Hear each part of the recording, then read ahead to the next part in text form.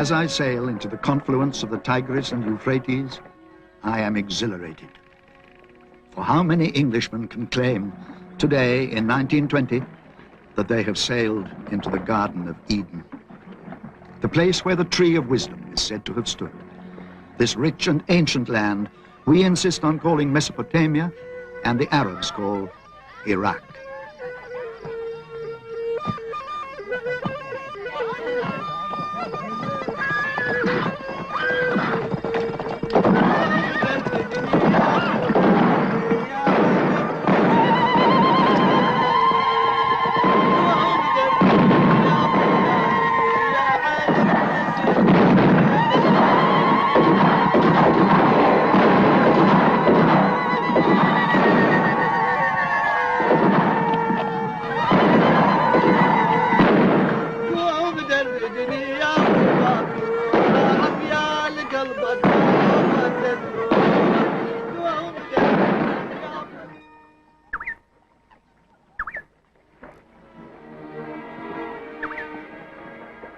As fate will have it, this land that saw the dawn of man's history and is yielding to the archaeologist the secrets of man's earliest civilizations should also yield the lifeblood of human advancement and continuing prosperity. The quest is made easy. The stuff oozes out of the surface, lighting the sand, showing the way.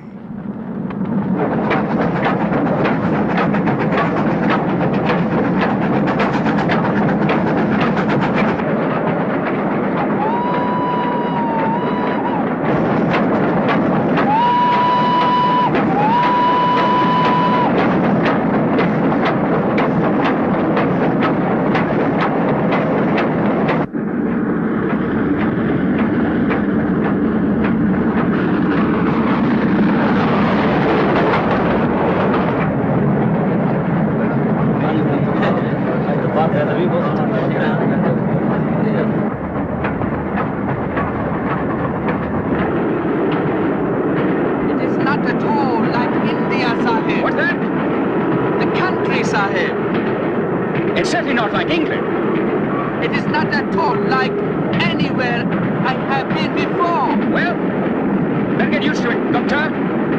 We are going to be here for a long time to come.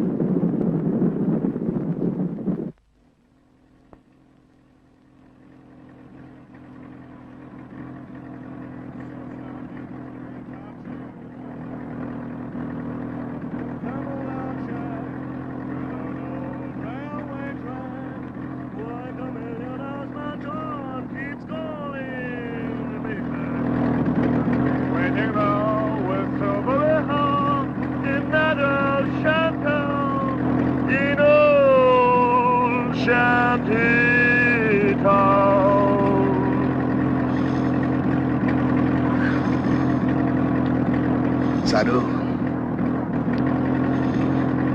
Sadu, wake up! What's the matter, Sahib? Have we arrived? No, we have not arrived.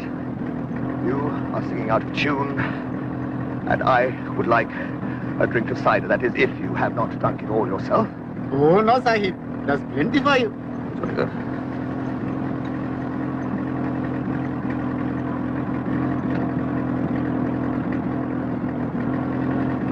You are a drunken, lazy toad.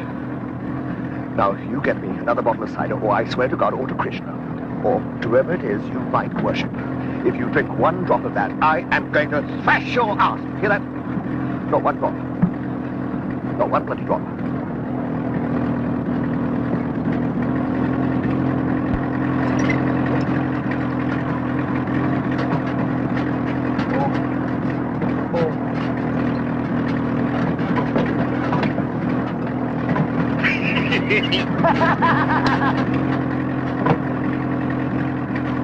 There's a queen wedding now with silver hair in meadows dusty.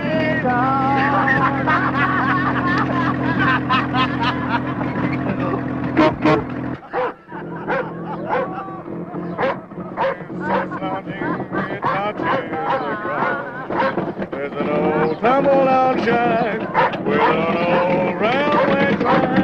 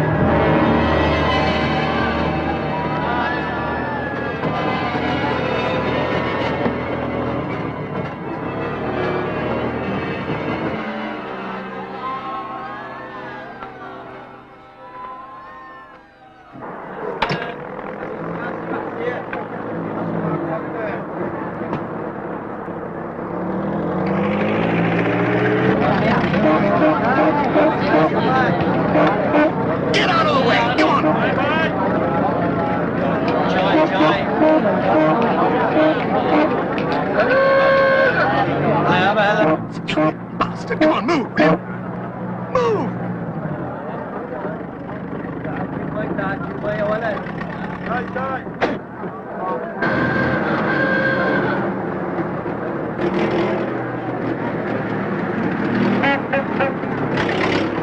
يمكن هذا الحاكم اجى.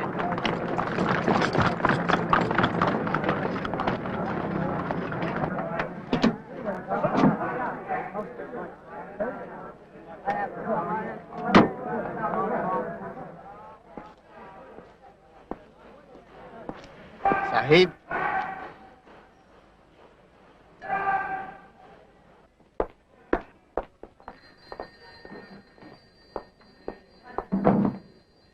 Colonel Leachman, sir. Welcome back to Baghdad, sir. Thank you, Sergeant. Tell me, is there anyone with the Commissioner? I don't think so, sir. Okie dokie. Then I'll just pop my head round the corner, okay? Fine, sir.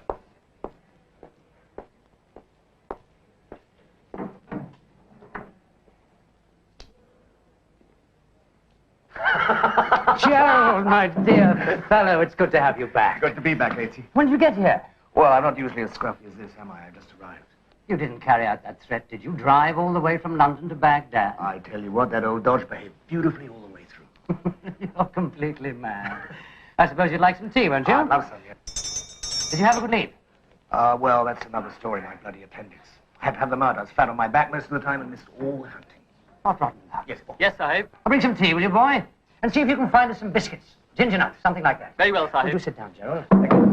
I'm sorry I had to bring you back so soon, but we're desperately short of good men. It's getting rather sticky here.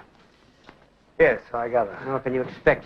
We came in, what, 3 years ago to drive Johnny Turk out? Now he's out, and we're in. And we're saddled with this idiotic armistice declaration promising self-determination. Every self-styled nationalist is rabble-rousing about self-government. We stall and we stall. Whitehall won't really make up its mind. Every huckster is shouting for freedom. Freedom. How can children govern themselves? Thank God there are enough troops in the cities to keep the lid down. It's out in the country that's rather worrying. We either govern or get out. That is my view. We need a firm hand, Gerald.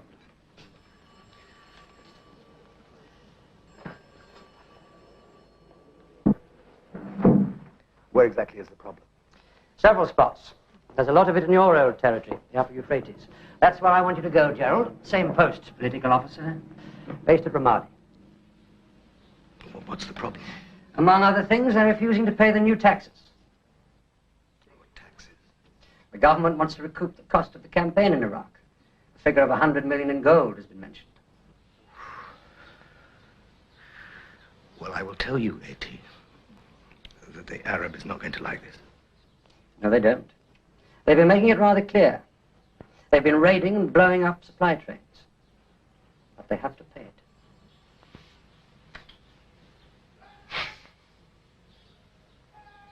Then I shall have to be very persuasive, won't I? Good man, I knew I could rely on you. Everything's arranged. You leave in the morning. Dine with us tonight, Gerald? I'll be delighted. Oh, I almost forgot. I brought you something back from England, a little present. Vintage Somerset. Excellent. There's only one thing I miss more. Ginger beer. Let me give you something in return. Oh, come on, Joe. Pocket copy of Bacon's essays. That must be one of your most treasured possessions. It's only a spare copy. Read it. Bacon gives more pleasure than anyone I can remember. There's dark moments of doubt. Here it is. Planting of countries is like planting of wood. You must make account to lose almost 20 years and expect your recompense in the end. I suppose I've based my strategy on that ever since I've been here. Thank you.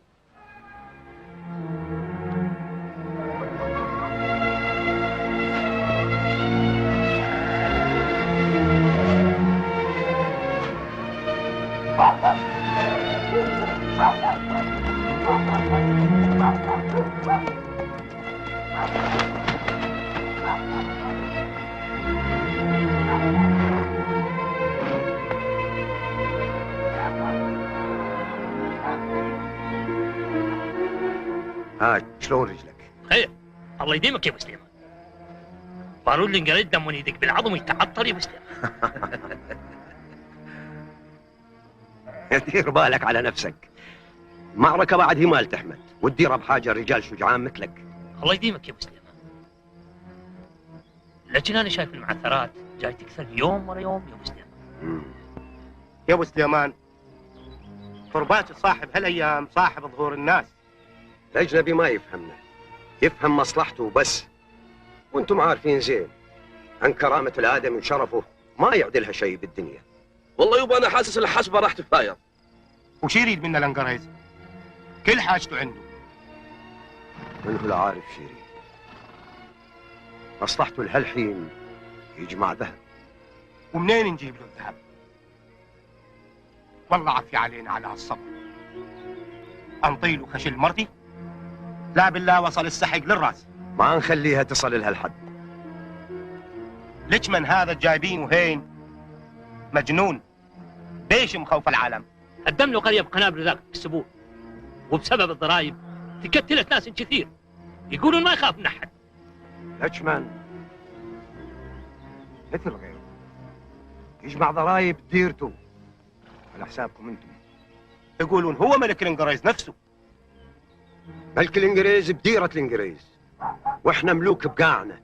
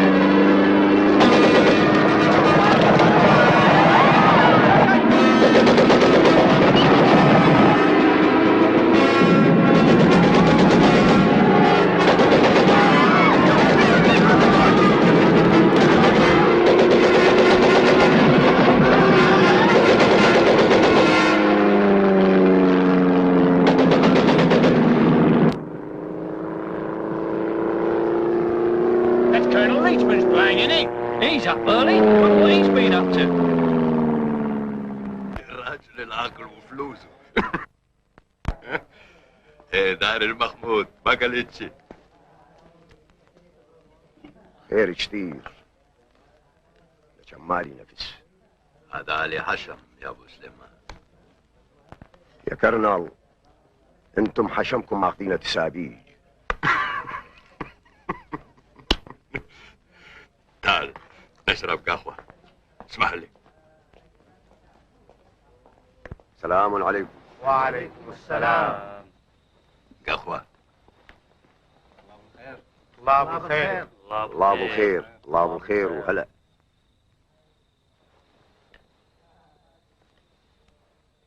داري عندنا مشاغب في آل الفرات خاطرين ايش نمال معهم. اسمع شكواهم، ان كانت عادلة امنحهم حقهم. تمرد التاج هذا حق؟ تقصد يا تاج؟ تاج واحد بس. طبعا كل يوم طير دم هذا التاج، لكن اكو فوائد كثير للي كنت التاج البريطاني. طبعا لازم يندفع ثمن. تمام. حنا دفعنا بطرق كثيرة يا كرنل. ما للأسف داري ليس بالذهب. انت تدري المشاكل تجي من انصار الترك، ناس لهم مصلحة بتكدير الامن. يا كرنل انتم عارفين زين ان الطريق واحد برضو وبهلو، واللي يبيه اهل الجنوب لو اهل الفرات والوسط لو اهل الشمال والغربية يبيه العراق كله. الحكومة الوطنية مطلب كل العراقيين، واللي يطلب حقه ما هو مشاغب. انتظر إذا أشوفك شيء.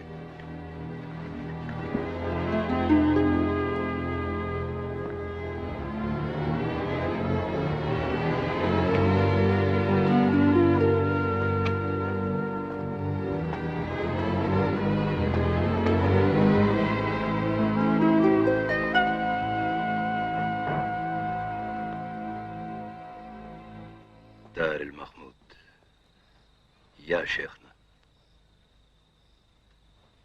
تعرف شنو هذه؟ هاي الآن صار هدف لكل واحد نطلق رصاص عليه. دير بالك على نفسك يا كرنل. أنا كنت في إجازة في إنجلترا، إن أرسلوا لي برقية يطلبون مني أن أرجع هالم. بعدين تدري شنو قلت لنفسي إذا أنا رجعت راح يقتلوني. لكنني لم أتردد. تدري ليش؟ المهم ليش أنا اختاريت الخدمة في هذا العالم البعيد المدهش المجنون؟ تدري ليش؟ لأنه الواجب تجاه الوطن. تفهم هذا؟ أنا فاهم واجبي تجاه الوطن. حكومتي بلادي ستحطم أي عصيان عملانك تفهم ذلك من أجلك ومن أجلي أيضا. قل لي شيخ داري تهب الفراشات، كنت أجمعها من كنت طفل في مدينتي جلفورد. غريب واجب هذا. شوف كأنه ما هي أليس كذلك؟ مخلوقات الله ببيتي يطيرن أحرار.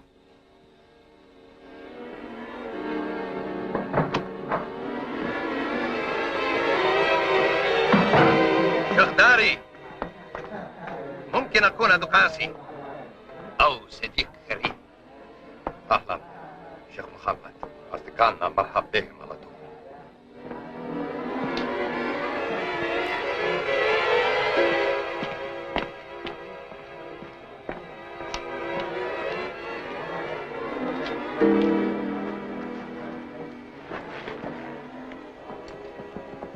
يا رجال فكوا عيونكم زين وخلوا بالكم هين. أنا تلاقيت ويا الكرنل، هسه عارف ما يقدر يشترينا. والله يا أبوي هذا ردي جاي وقته. والله ما هو صحيح، هو يشتل بينا بالنهار واحنا نتعشى معاه بالليل. ما كان لازم تقبل دعوته. اعرف عدوك زين، زيارتنا الليلة مفيدة لجمل واحد من الكثير. معركتنا ما هي بأشخاص واحد. انتم تتصورون جا وقته، لكن فكروا بالنتيجة. فجقة واحدة تدز جهنم، لكن هالفجقة تجيب جيش الهديرة.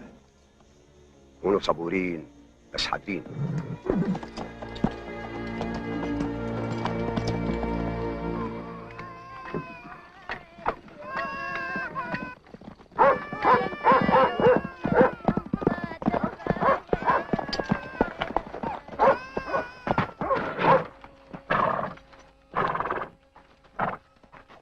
كيف ترى المهر الحر لوح بس تحين وبعدها طلبته بالبرية؟ والله يبقى يسابق الريح وينهى بالبرية.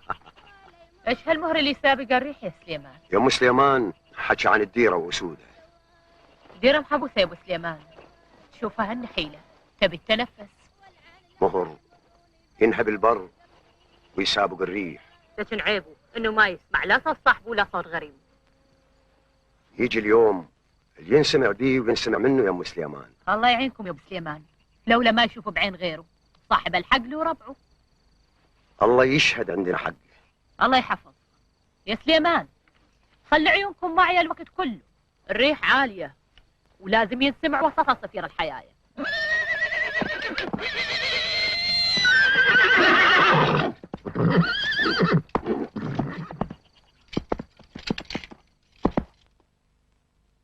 Under decisions arising out of these treaties, we have solemnly accepted before the whole world the position of mandatory power for Palestine and Mesopotamia. That is a very serious responsibility. It It is not only a formal responsibility, it is an actual responsibility.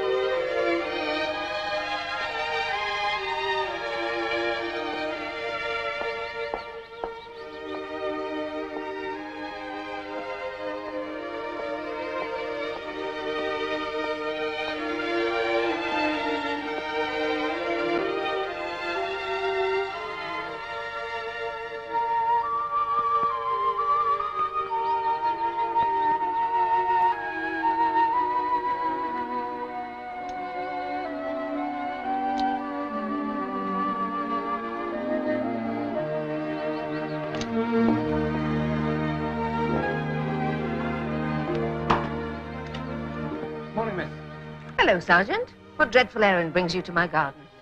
Not too dreadful, I hope, miss. Commissioner requests your presence, Miss Bell. Yes, I rather feared that. Don't you think they're lovely? Amazing what a little care and attention can achieve. Don't know too much about flowers, miss. Never had a garden myself.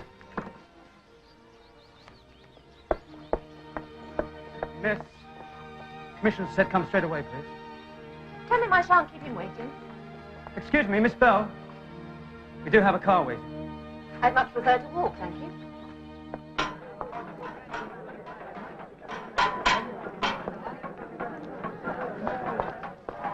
هلا بالخير حاجي. صباح الخير خاتون. شلونك؟ شلون صحتك؟ الحمد لله I'm well.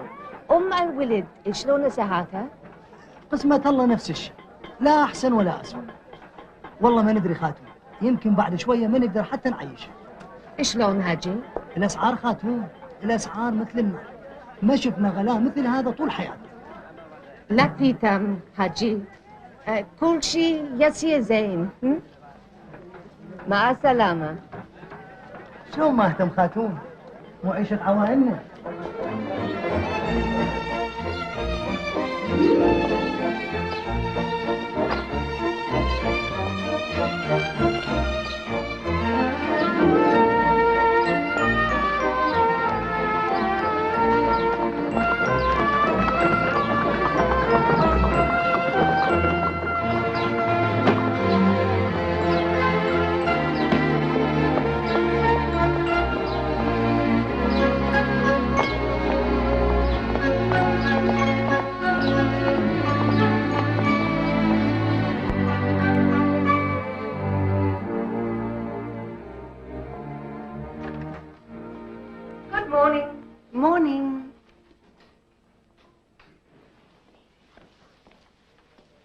Put these in water for me, there's a dear.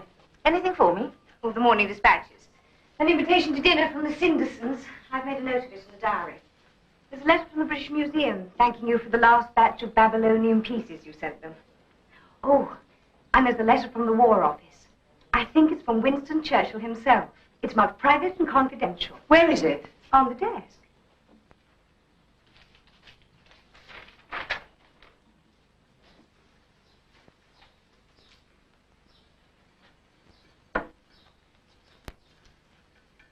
Would you believe it? Churchill agrees with me. I'd rather you did not open mail marked private. I didn't open it. It arrived like that. Oh, Gertrude, there you are. I was just on my way to see you. Come along then. He's been waiting for you all morning. It's such a lovely day. I was out in the garden. You should get out more, A.T. Always at your desk. There's always work to keep me there. Nonsense. In Sir Percy's time, he was never in his office. He never needed to be. I was there as his assistant. But you're the commissioner now. Acting commissioner. Acting commissioner. The title always sounds vaguely theatrical. You should get out and meet people. Throw a garden party. Entertain. I leave that sort of thing to you, Gertrude. Sir Percy did some of his best work at garden parties. It's such good public relations. Do sit down, Gertrude.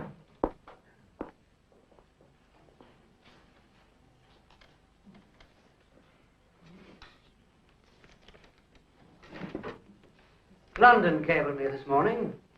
We've accepted the mandate for Mesopotamia and Palestine. The French to have Syria. Well, that's splendid. Now at last we can get on with things. They want me to start discussions about the constitution with the Arabs. Thank goodness.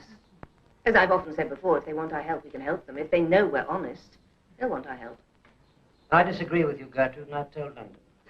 It would be unwise, in my view. It would simply add fuel to an already inflammatory situation. We have accepted the mandate. It is our responsibility to govern. I see. Well, A.T., I have to say, I think your objections are ill-considered. I have never believed that the Arabs are sufficiently mature to govern themselves. They have no experience. You've never accepted the notion of independence, have you? Not for Iraq, no. Neither did you once. Yes, that's true. I did think like that. But I've changed my mind. If we're not seen to make some concessions, we shall have a bloody revolt on our hands, and we shall lose everything. That's political double-dealing. Either we govern or get out, and only a coward would get out.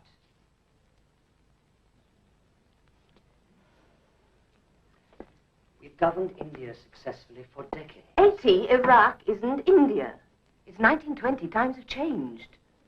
Do you know why we have the greatest empire the world has ever known? Cromwell knew when he said, "We are a people with the mark of God on us." Oh, for heaven's sake, be realistic, A.T.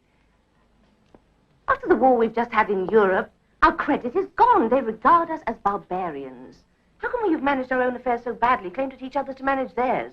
Let them have their independence. A form of it. It's my view, and it's the government's view. What's to happen, then? I shall stick to my post until Sir Percy Cox replaces me. In the meantime, some of the local opinion have demanded an audience with me to make their views known to His Majesty's government. A self-chosen committee styling themselves Mandabeen or something. They claim to represent the Iraqi nation. I've agreed to see them. I shall make a policy statement. Of course, I shall expect you to be present. But I do hope you won't find it necessary to make any contribution to the proceedings.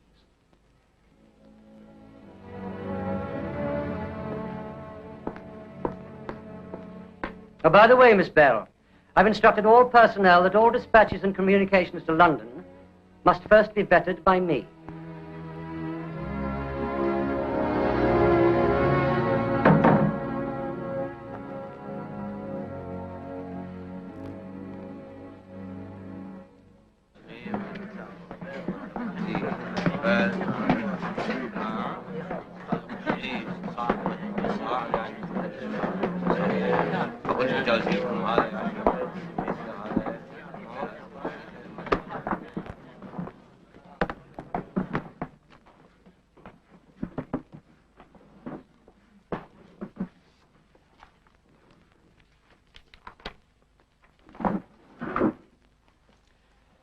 I understand that some of you wish to make a representation to me today for the consideration of His Majesty's government with regard to the future of this country. إني أفهم أن بعضكم يرغب في تقديم بعض المقترحات عن مستقبل هذه البلاد لرفعها إلى حكومة جلالة الملك. I need hardly say that I welcome the opportunity that this affords me of explaining to you the general trend of His Majesty's government's policy in this matter. They desire to set up a national government in this country, and it is their intention that it shall be done as soon as possible. بس ليش الانتظار كل هالمدة؟ أرجوك وضح لنا ذلك.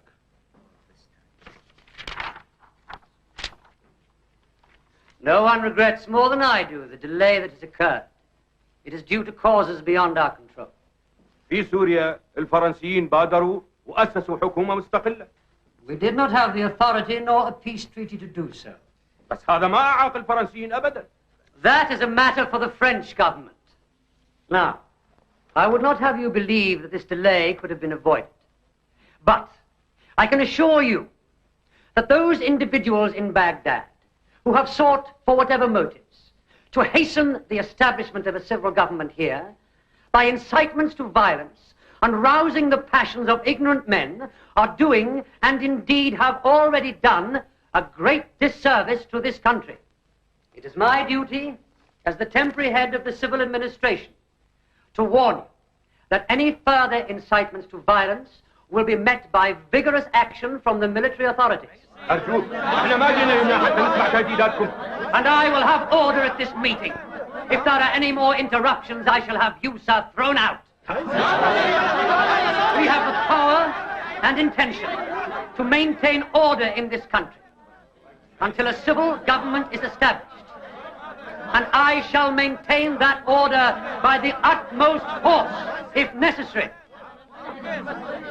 We desire to set up a Council of State with an Arab president as the first step. There is no advantage to be gained by hasty action. Iraq has been under an alien rule for 400 years, and with the best will in the world, an indigenous national government cannot be set up at once. The process must be gradual, or disaster is certain.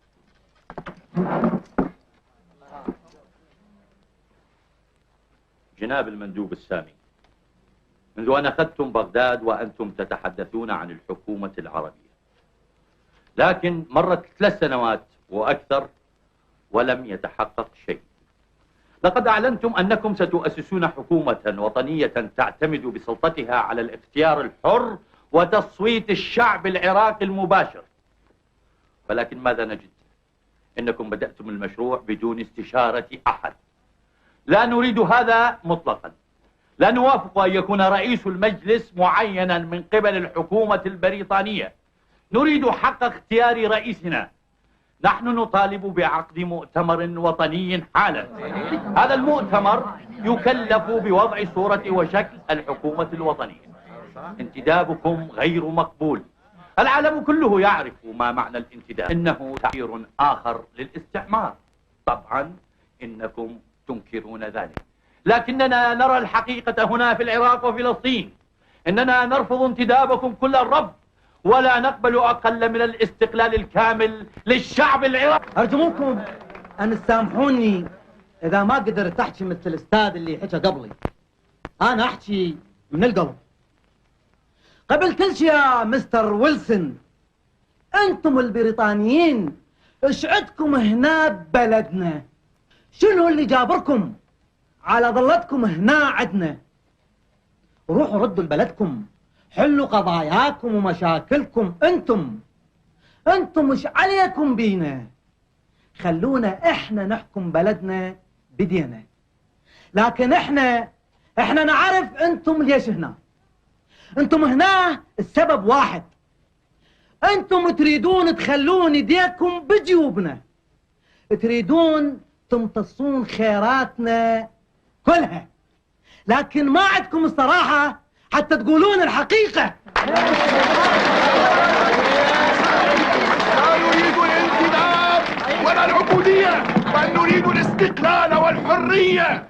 نموت ويحيى الوطن، نموت ويحيى الوطن، نموت ويحيى الوطن، نموت ويحيى الوطن.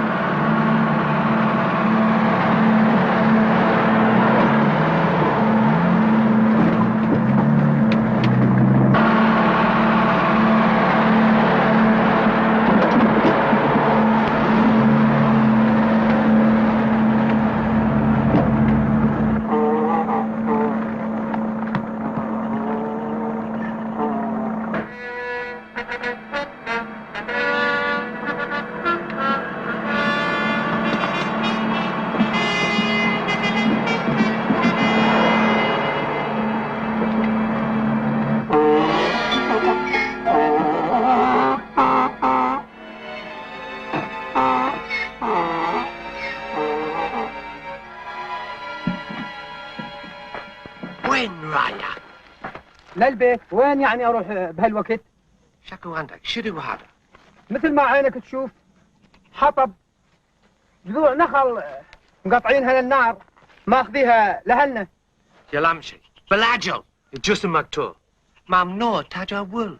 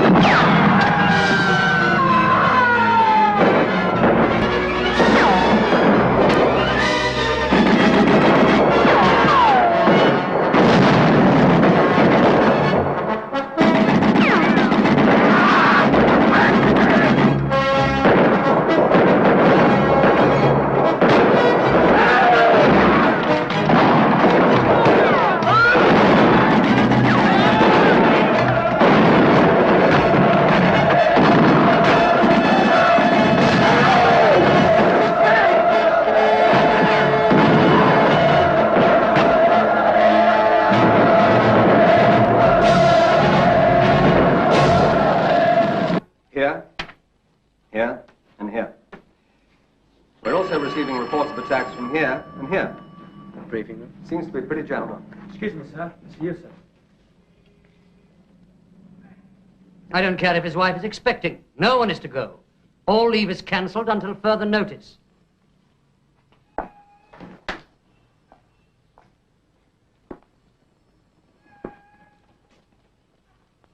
show of force. A good show of force. Where is Hardcastle? In Hiller, sir.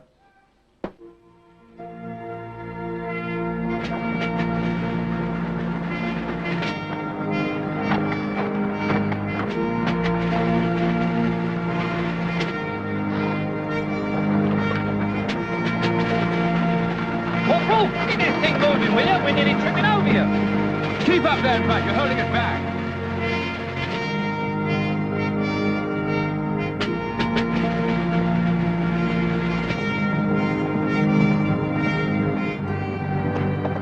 Sir, they'll have to rest. The men can't take much more of this sun. It's just over a mile to the canal. We have to camp where there's water. On your head be it, sir. It always is, Doctor.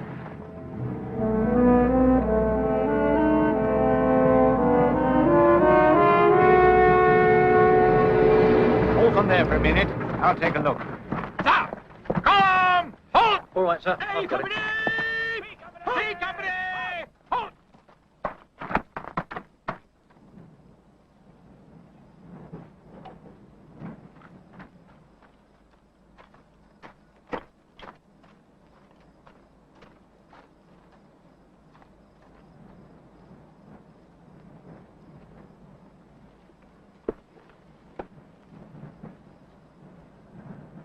Right, we'll camp here for tonight. We're about 14 miles south of HQ at Hiller, and 6 miles from our objective at Kafil. Get the beasts watered and the men. Start digging trenches to the north and position the artillery. I want a reconnaissance party to scout up to Kafil, see what the Arabs are up to. Any questions? Yes, sir. Aren't we too far south? I thought our orders were to camp at Iman Bakra, 6 miles back. Those were our orders, but no one had bothered to check there was no water there. Is the telegraph line still intact? It seems to be, sir. Better get a message back to HQ. Tell them where we are. Yes, sir. All right, gentlemen, that's all. Sergeant Major, we camp here. You know what to do.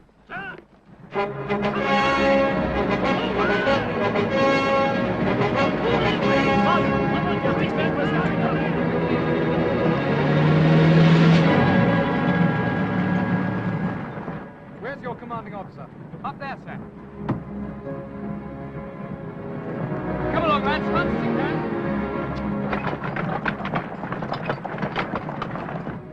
What in hell's name are you doing here, Hardcastle? I beg your pardon? Don't you realize you're completely surrounded? We warned HQ not to send you out, but you'll be moving through hostile territory. That's not the impression they gave me at headquarters. Why doesn't the army listen to the political officers? We get you the information and you choose to ignore it. My orders are to proceed to Kafil. That would be suicide. Move out at night, and you may stand a chance. I do not take my orders from junior political officers. Very well. Sir.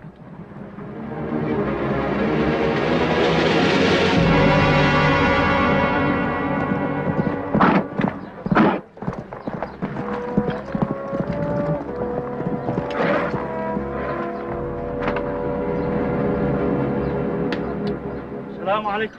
وعليكم السلام. يلا خير. السلام عليكم. كل الخير. زمر واصل قطافه. ذمنا صارت أزود من عد النجم. لكن أمس الحلة انهمشت قلادة من صدرها من خيرة الزلم. بدوها ويانا من الرأس. مثل ما قلت شيخنا رايحين القناة الرسمية. بعد أحسن.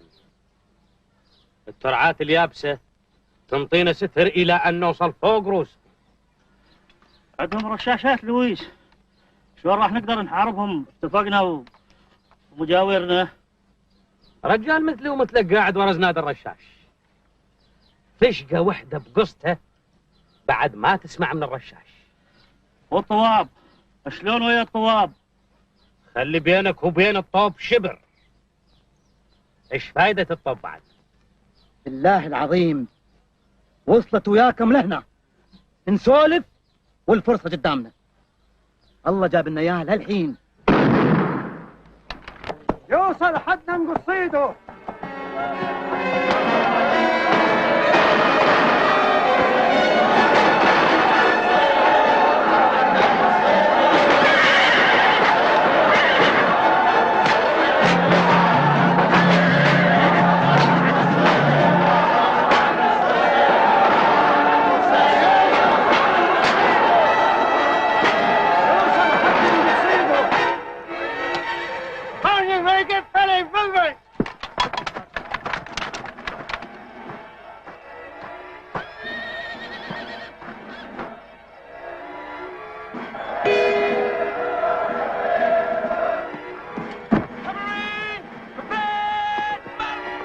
How many do you reckon, Sergeant? Don't know, sir. Didn't stop to count. Must be well over 1,000. More like 2,000, sir. I count roughly 40 banners, assuming 50 men to a banner. It shouldn't be much of a problem. Our men are dug in and better armed. No, shouldn't be much of a problem. Stand by the artillery.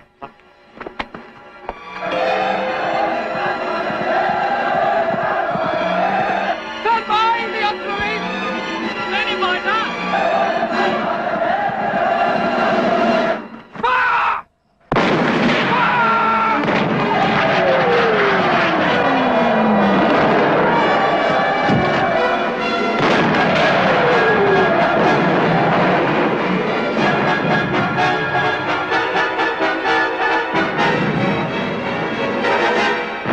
They're moving out of range, I'm afraid, sir. Are they?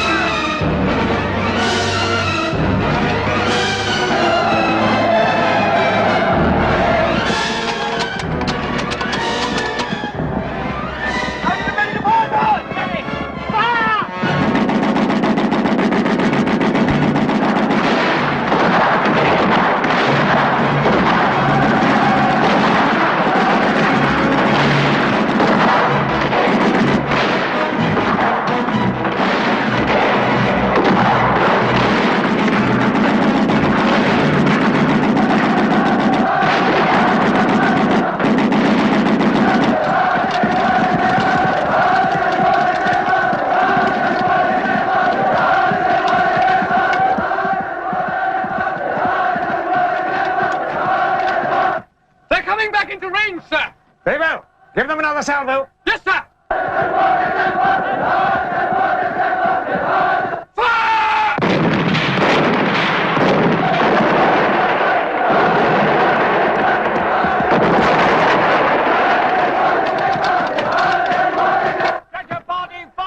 They're pulling back, sir. They're only regrouping. Must be more than 10,000 of them. We only have enough rations and ammunition for another day, sir. We can't expect any reinforcements. Very well. We'll break out under cover of darkness, get back to Hiller. Tell the company commanders to stand by to break camp and move out.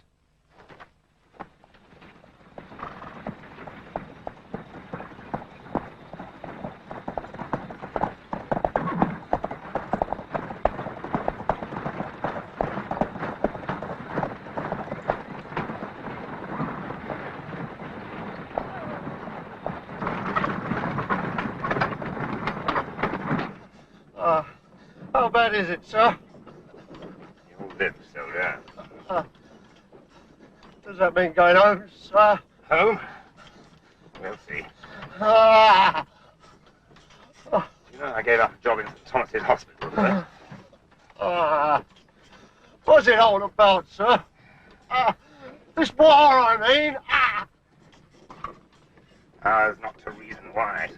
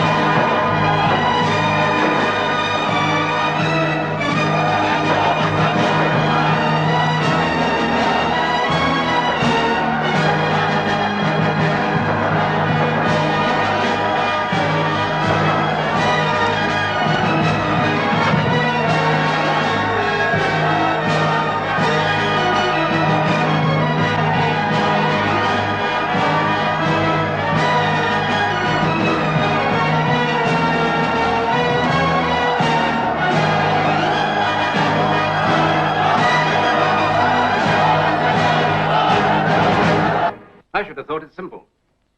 The commanding officer camped at the wrong site. Informed nobody. It was impossible then to send out reinforcements. If you disobey orders, that's what happens. Breakdown in discipline. But what I don't understand, sir, is why they were sent up there in the first place. You don't understand, Colonel Leachman? Did nobody inform you that the town of Kipple was in rebel hands? All our reports indicated that there was a full-scale uprising in the area. Now, we told the army that. And yet a column, mark you, was sent out that was totally ill-informed. Is this true? We received reports from your political officers, yes. And you ignored them? We acted on other advice. What other advice? That the reports were exaggerated, and the tribes weren't in any mood to fight. Who gave you this advice? Miss Bell? I think if I might be allowed to... You chose to ignore factual reports from the field for the empty-headed theories of Miss Bell. My informant in Baghdad... was telling you what you wanted to hear. I warn you, Miss Bell, I shall demand your immediate return to London. Are you agreed now that we have a full-scale rebellion on our hands? Reinforcements are on the way. We shall deal with it. You must neutralize the tribes. They do all the fighting, the townsmen do the shouting. I shall need special units in Baghdad to help the police. That's been taken care of in the new deployment, Commissioner. What good will mass reprisals do except harden feelings against us? No, I will speak. It's a policy of madness. You can arrest the leaders. Yes, even hang a few. But you must encourage a moderate leadership to come forward who will work with us. Madam, we are at war now. We have a state of emergency. Will you get that into your head? All troublemakers will be dealt with by hanging. I'll have no more of it. Why don't you go back to digging up the past, Miss Bell, and leave the present to us?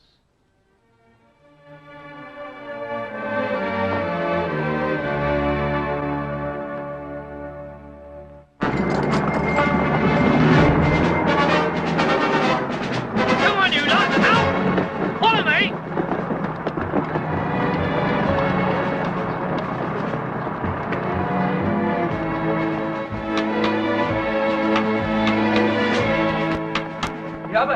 يابا بس معك اضرب عام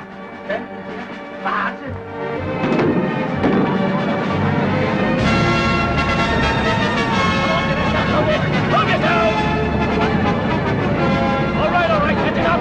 Get back to the back. Get another car here.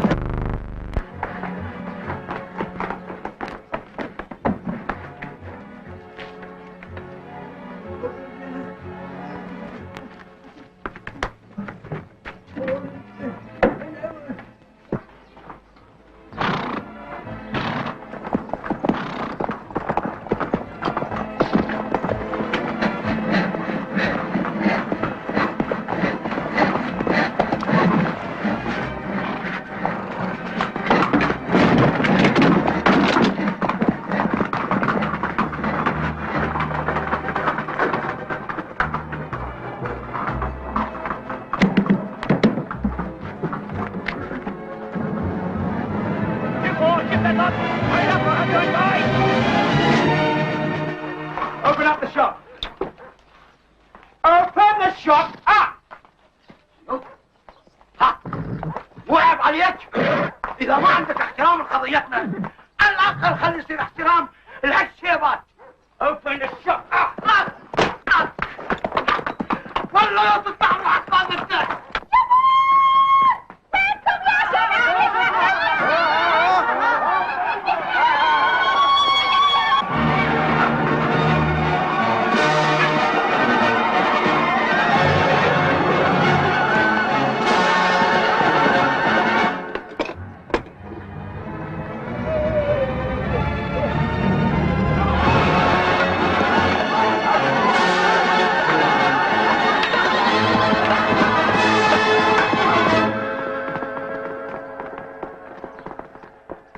إن دماء الشهداء التي روت هذه الأرض الطاهرة ليست إلا شاهدا على تصميم هذا الشعب على الكفاح من أجل استقلال الوطن وحرية الشعب. إن كل فرد منا مسؤول عن الآخرين كما هو مسؤول عن نفسه، وليس بيننا من يتهرب من الدفاع عن الوطن وكرامته. إن غزاة اليوم هم أنفسهم غزاة الماضي، ولكنهم يتنكرون بأزياء جديدة. يا أبناء شعبنا، هل فيكم من لا يريد أن يحمل شرف الكفاح من أجل استقلال الوطن وحرية الشعب وعروبة هذه الأمة ووحدتها؟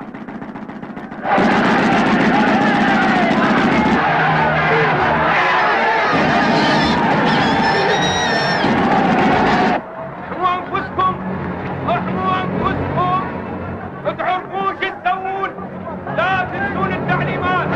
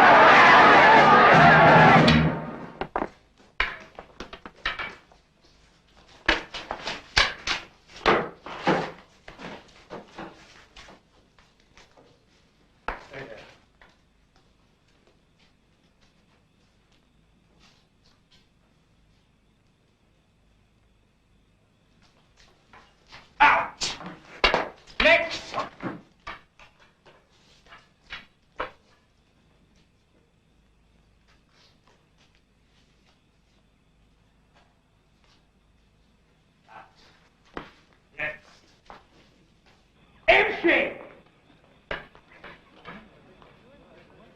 Stop! Go!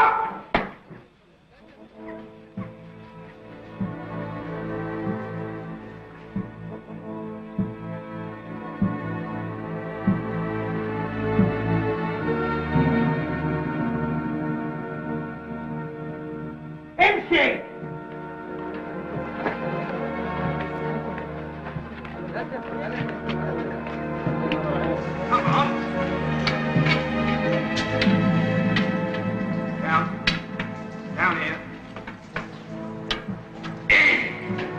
Come on, move! Move it! You right there!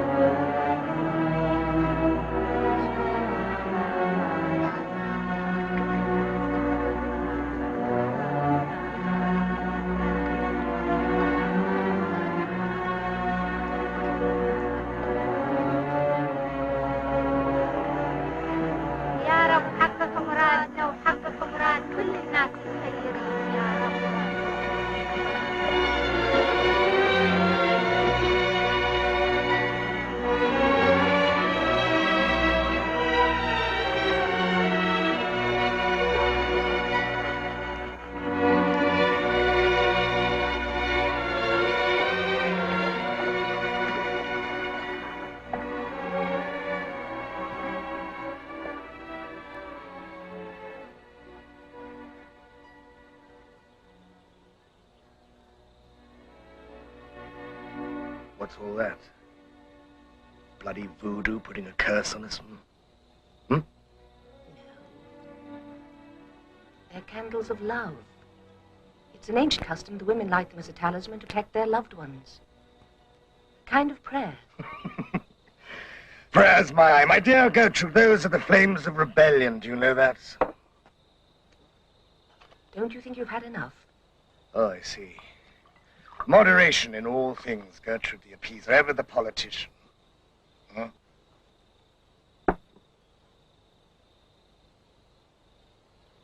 You're a clever woman, Gertrude.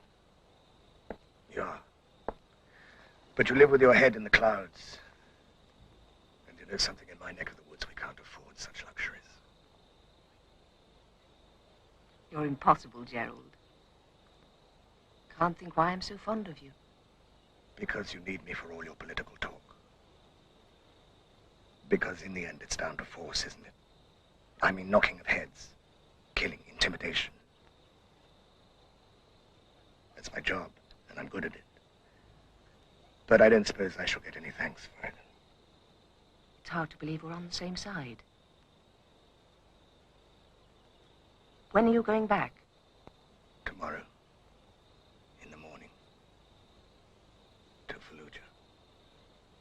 I've got a meeting with this bastard called Sheikh Tari, and do you know that sod... That sod still refuses to pay up. I'm not sure that I'm looking forward to it too much.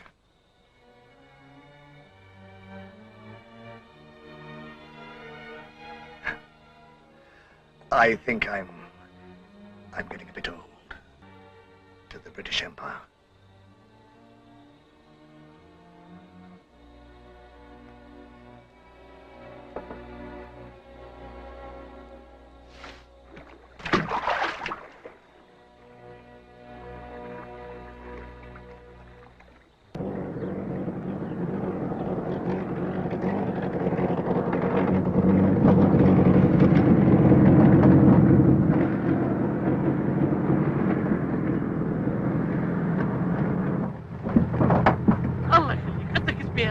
سيدي يا كرم، الله جابكم إنه سبحانه وتعالى سيارتي بها بنشر وصار لنا ساعة ننتظر أحد يفوت.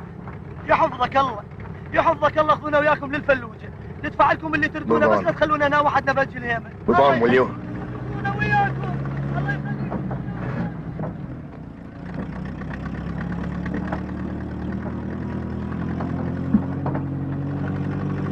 Wait a minute. Both must stop the car. Stop it, will you? Reverse back.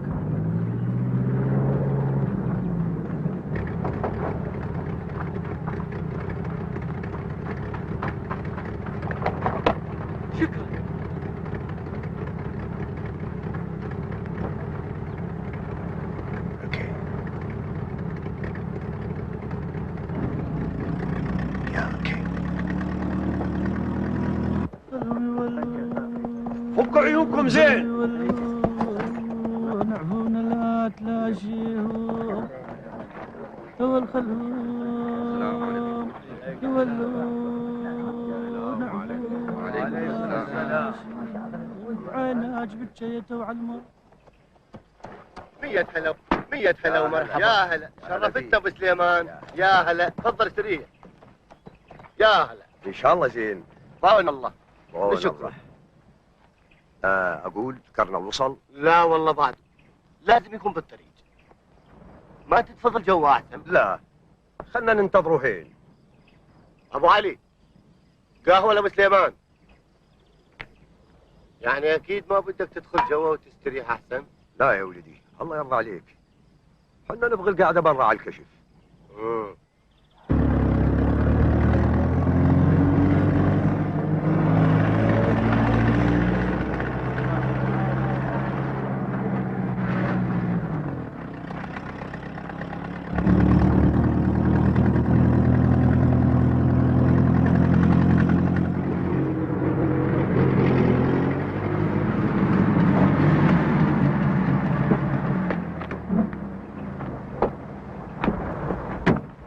داري تعال جا اريد اتكلم معك.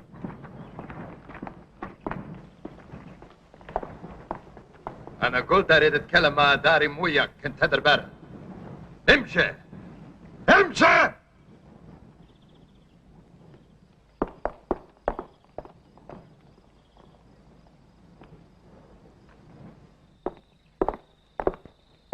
ايش تبي مني يا كرنل؟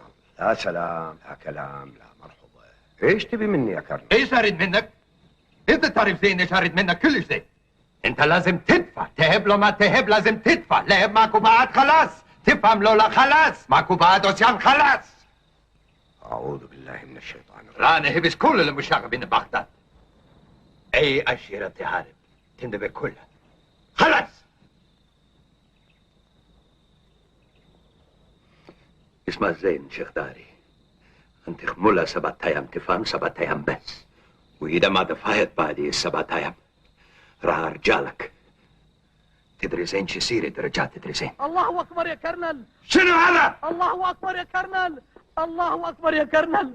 الله اكبر يا شنو كرنل. المسألة؟ ماكو امان بقى بهالبلد، ماكو طريق بقى امين، شلون راح نعيش؟ قول بك شوي شوي على كيفك. شنو المسألة يا كرنل؟ الله شاهد بعد ما نقدر ناكل خبز على هالطريق الملعون، باقونا يا كرنل، اخذوا كل فلوسنا من عندنا، باقونا. اكتب فوق وسجلك ولا عندك.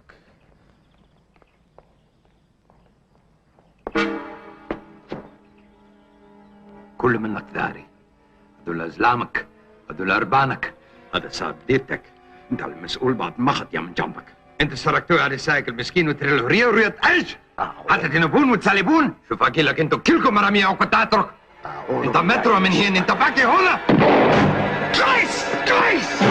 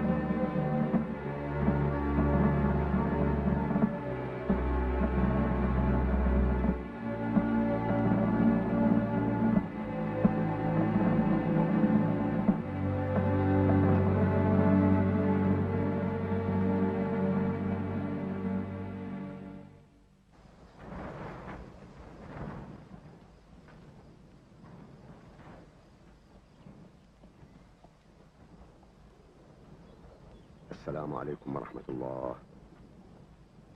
السلام عليكم ورحمة الله.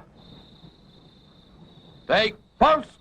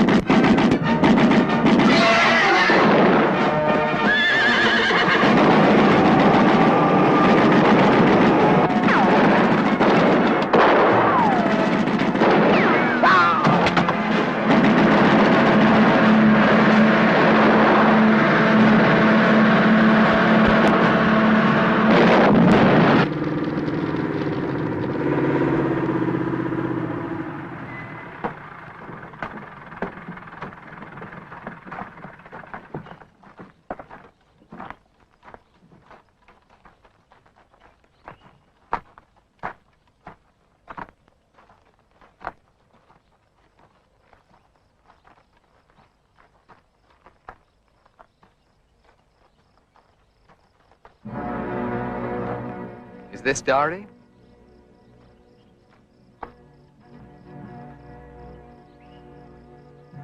No.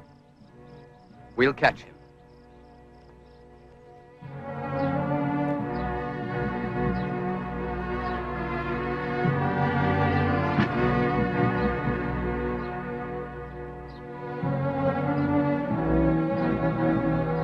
يا ضاري ما يرتها الا الدم.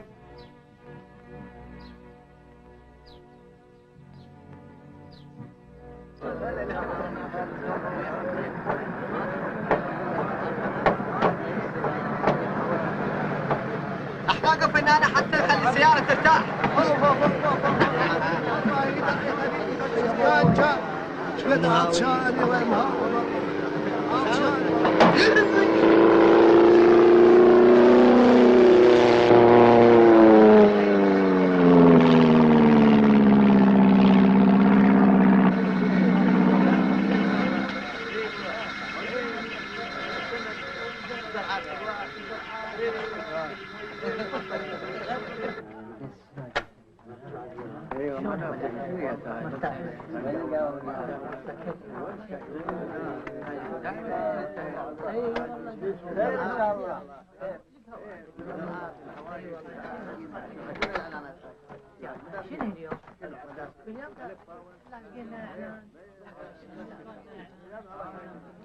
ربعنا حفن عليكم ليه العدو ما تذبحون يا ربعنا حفن عليكم ليه العدو ما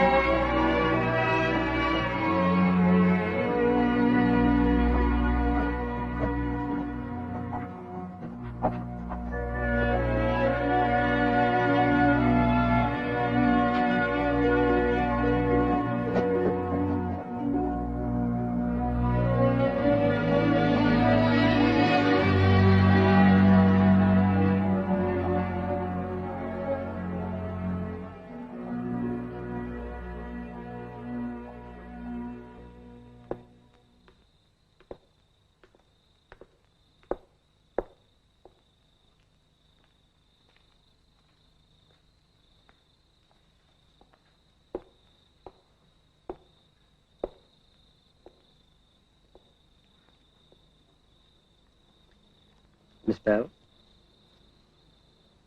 Yes.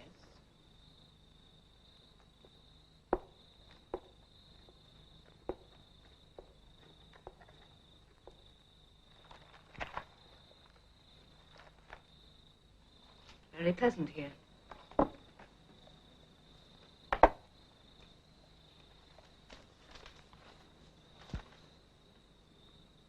You will be pleased to know that Sir Percy Cox will arrive in Baghdad on October the 11th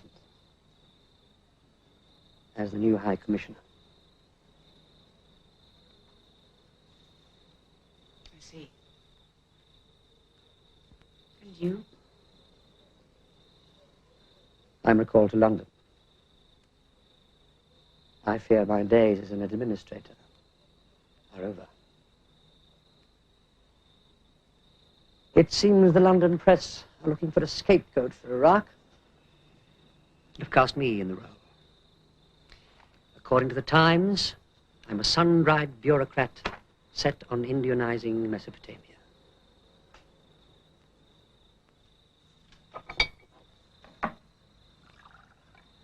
Well, maybe I am.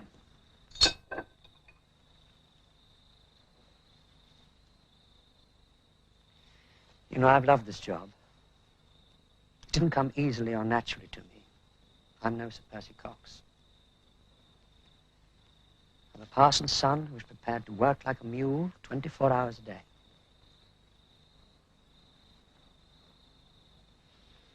I have no social airs, but then I'm not exactly top drawer. I lack your sophistication, Gertrude. Your familiarity with the influential and the famous. But I believe in loyalty, trust, and doing my duty. I regret that we weren't able to work together more harmoniously. Leachman I understood, respected. We came from the same tree. And if the British Empire now requires a different kind of sapling, more pliant, more devious, or perhaps I should use the word diplomatic, so be it. We both want the same things, really. I hope so. I know so. Well, that's all, really. Thank you for coming. See you in the office in the morning.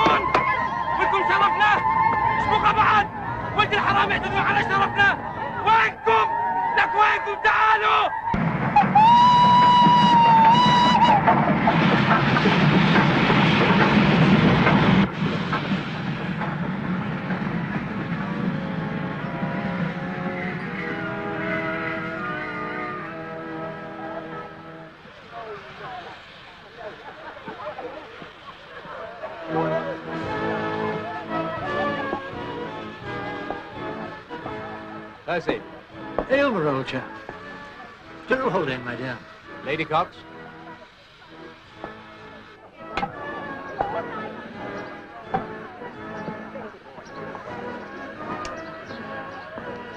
Welcome. 1,000 welcomes to Baghdad, Sir Percy. It's been a long time. Good to see you, Gertrude, my dear. Thank you.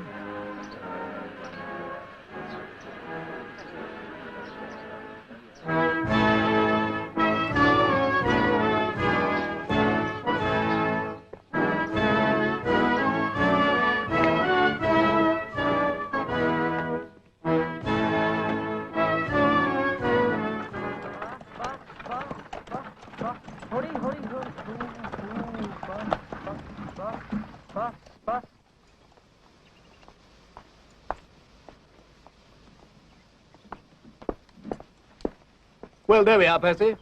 Miss Bell, Lady Cox. Thank you, Aylmer.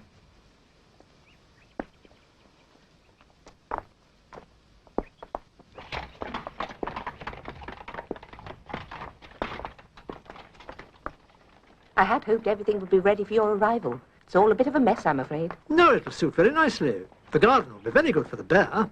The bear? My dear Gertrude, he's become attached to this terrible, mangy wild bear. It's his idea of a pet. It terrifies me, but they've become inseparable. Where's it now? Crated up somewhere on the high seas in transit. I pray that the ship sinks. He's wonderful. You'll love him, Gertrude.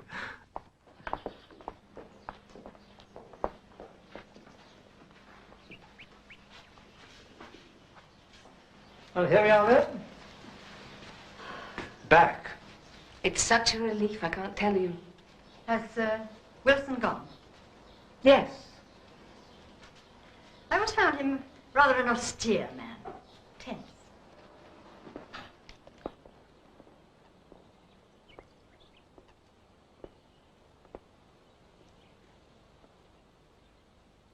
We need their oil, Gertrude. That's the main thing. And we need a government that's friendly to our interests. It'll bring a little stability to this country. We don't want the expense of running a civil administration.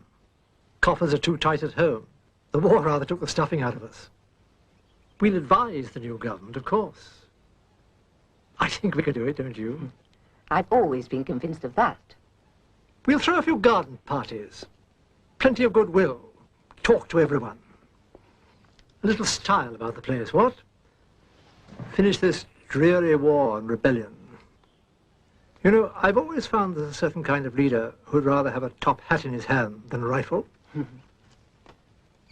I'm for a king here myself. So is Whitehall.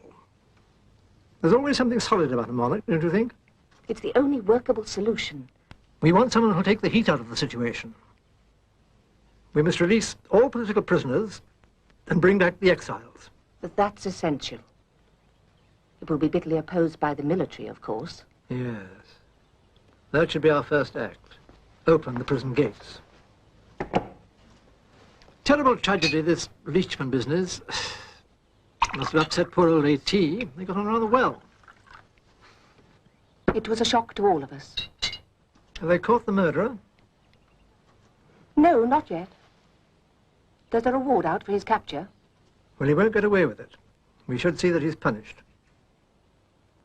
What will happen to Wilson? A.T.? Oh, I should think he'll probably get a knighthood. Perhaps write his memoirs. It's good to see you, Gertrude. I think it's going to be very interesting.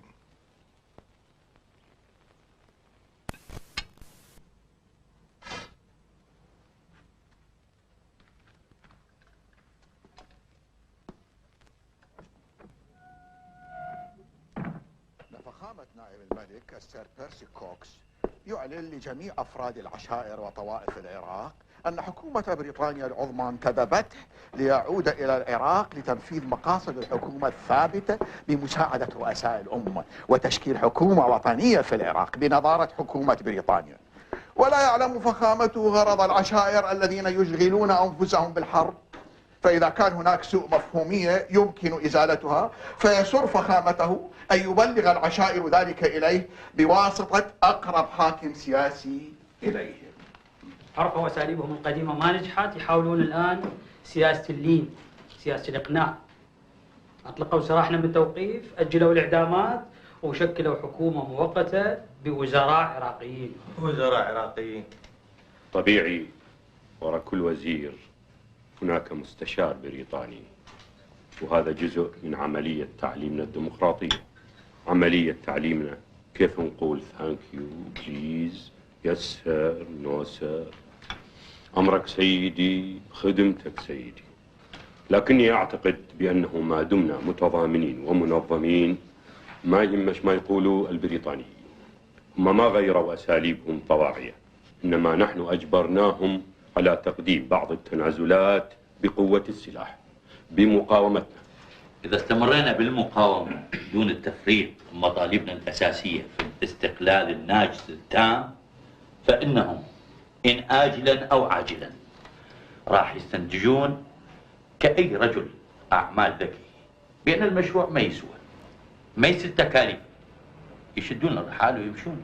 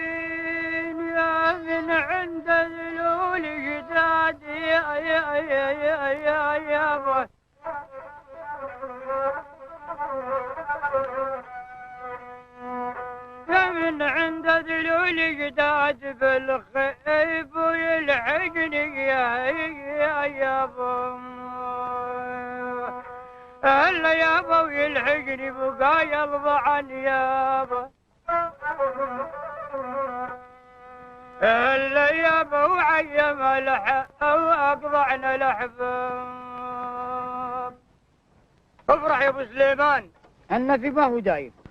اكو حكومه ببغداد واللابس التاج هو ملك عربي. خلوا البطانه وجهي. هذا اللي حصل يا ابو كثير. والانجليز هم المالكين. تمام، لكن سمعنا اكو عفو عام. عفو عام للبعض، لكن باري المحمود ما زال على رأسه ثمن. ثمن؟ عاد 1000 باوند ذهب؟ والله انه ثمن زين على راس شايب مريض.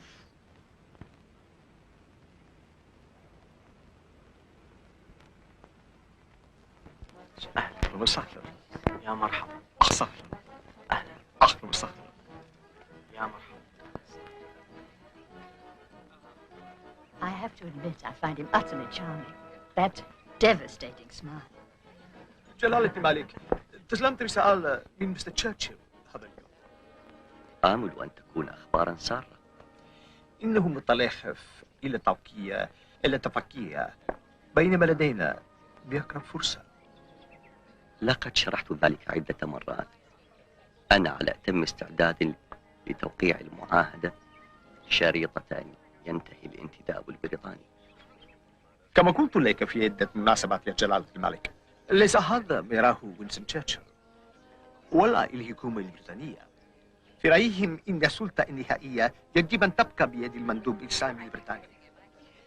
هذا الرأي كما قلته في كثير من المناسبات لا يمكن أن أقبل به.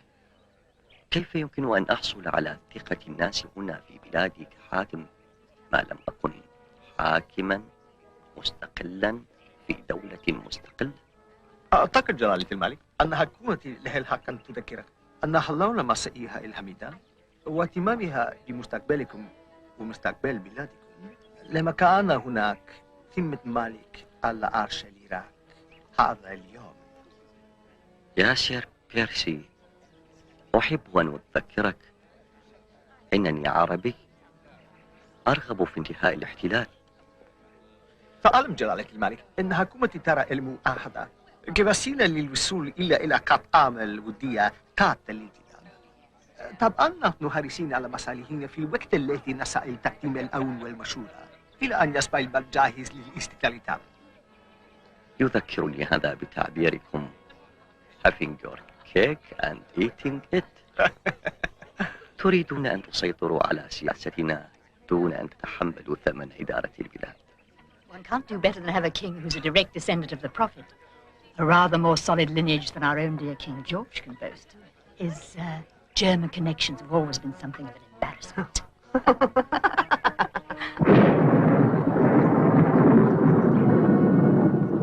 جلالة الملك، إن وقتنا وصبرنا قد نفذ. أنت تعلم المعاهدة يجب أن توقع.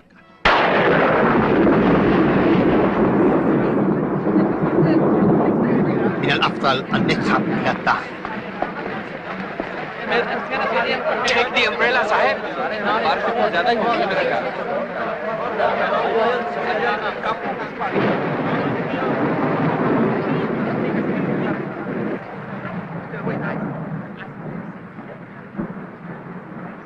ما شاء الله، ما شاء الله.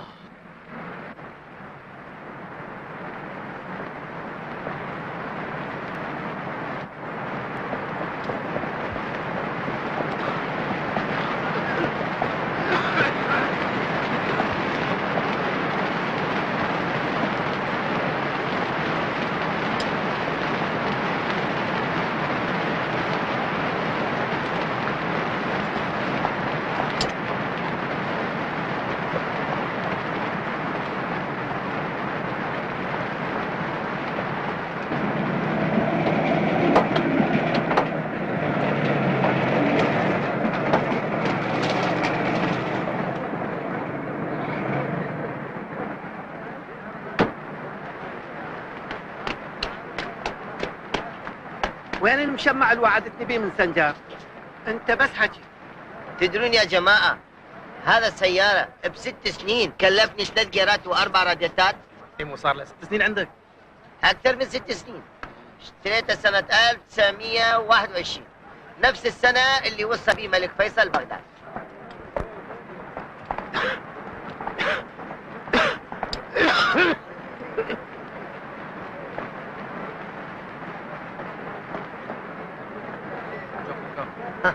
يلا.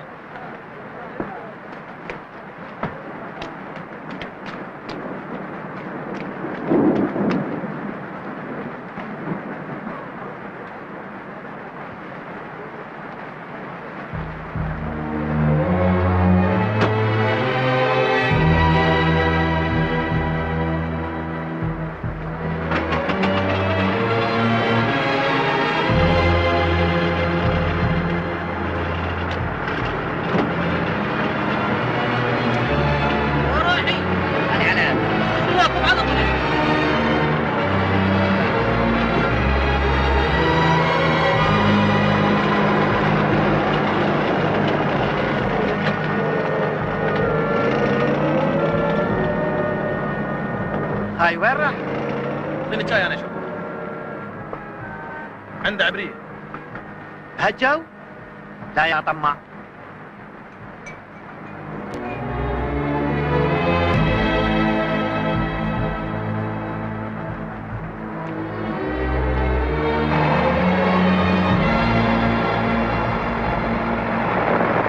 شيخ انت راي الحلب لشغل؟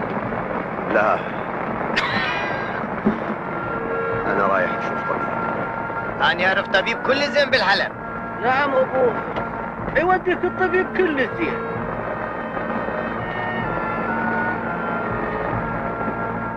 وين رايح يا ولدي؟ هذا ما هو طريق حلب. هذا هو طريق حلب، أنا أعرف، أنا من هنا. أي مو من هالديرة. احنا شايفينك وين.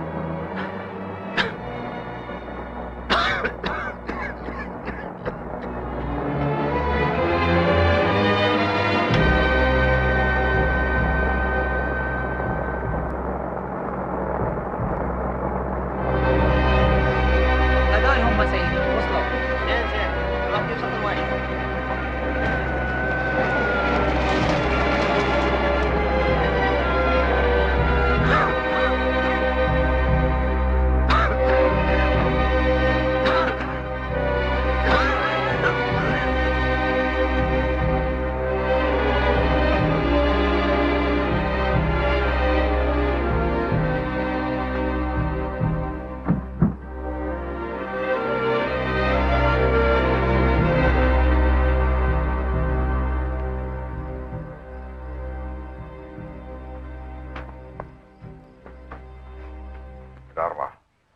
شكرا. إشاعة بالسوق أنهم ألقوا القبض على الشيخ ضاري. خبر رسمي.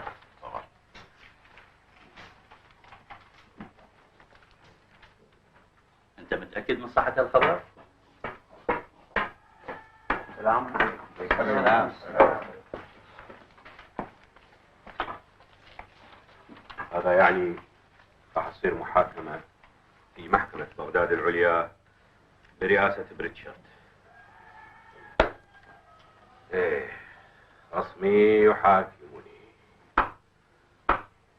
خصمي يحاكمني يا قوم. والله ما صدق. القضية حدثت قبل 7 سنوات أثناء الحرب، لما كانت البلاد تحت الاحتلال المباشر. كنا مثل ضاري حاربنا الإنجليز. ليش بس هو؟ الإنجليز يريدون ياخذون ثارهم، أنت ما تقتل واحد مثل اللجمة وتنجح. من يكن لجمة هذا؟ تعني قضية ضاري هنا في البلد؟ تعني كل هذا، كل مليكك، كل علمك، كل مجلس نوابك، كل استقلالك، هو كل هذا خديعة وزين. لكن الملك يعرف الموضوع. السلطة راح تبقى بيد المندوب السامي البريطاني، وهاي الصورة راح تبقى ما دام اكو ناس في هذا البلد يحبون يرقصون على انغام اجنبية.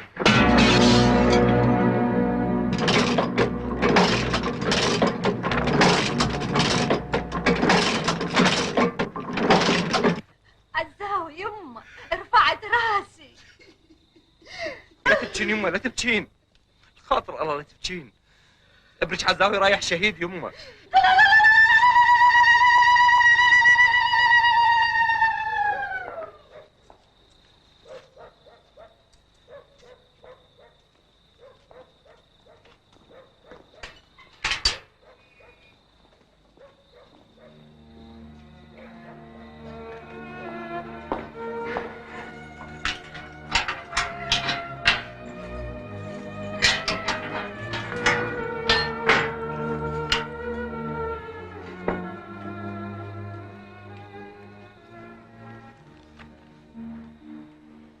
فتشوني 3 مرات.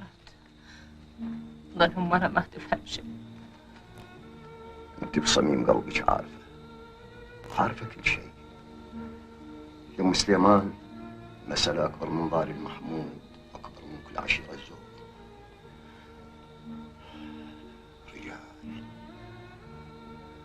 نسوان، أطفال ماتوا، وكثير غيرهم راح يموتون. ضار المحمود واحد، لكن واحد منهم أطفالنا راح يواجهون الاختيار نفسه. أنا أموت وأنا قرير العين،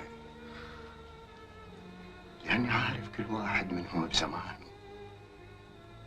راح يختار نفس الطريق.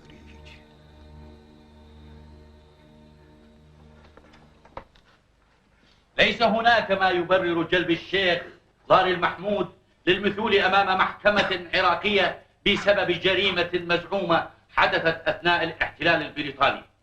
يوم لم تكن هناك دولة تدعى المملكة العراقية، لم تكن على العراق حكومة وطنية ذات نظام قانوني. لقد كان العراق تحت إدارة سلطة احتلال. يا زين الرجال وهيبة الديوان، يا مدوخ الصوجر مرعب العدوان. من اسمك يا ضاري، من اسمك يا ضاري تردف الأركان. ها ها ها ها ها حسندن ضاري وبجار، حسندن ضاري وبجار، حسندن ضاري وبجار، حسندن ضاري وبجار.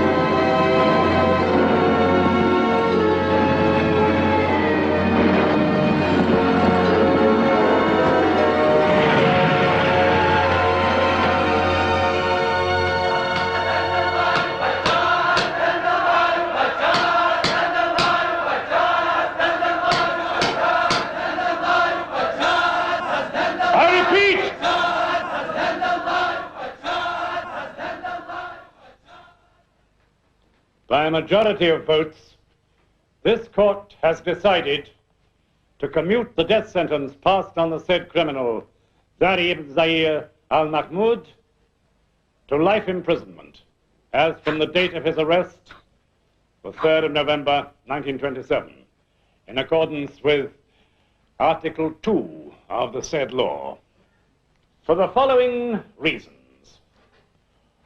First, his age. Second, the 8 years he has spent as a fugitive, away from his place of residence. This has caused a deterioration in his health.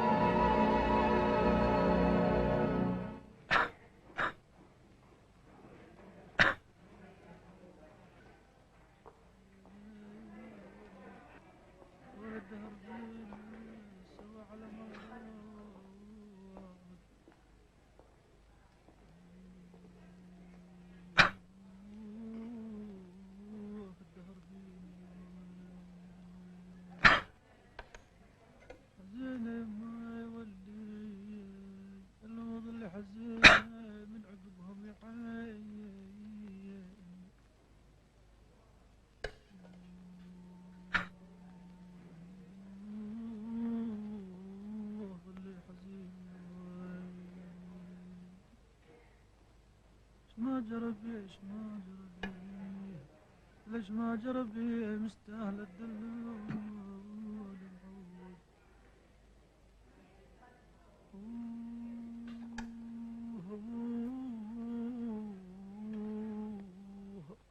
ولاش قد اوصي من عشرة البذاء.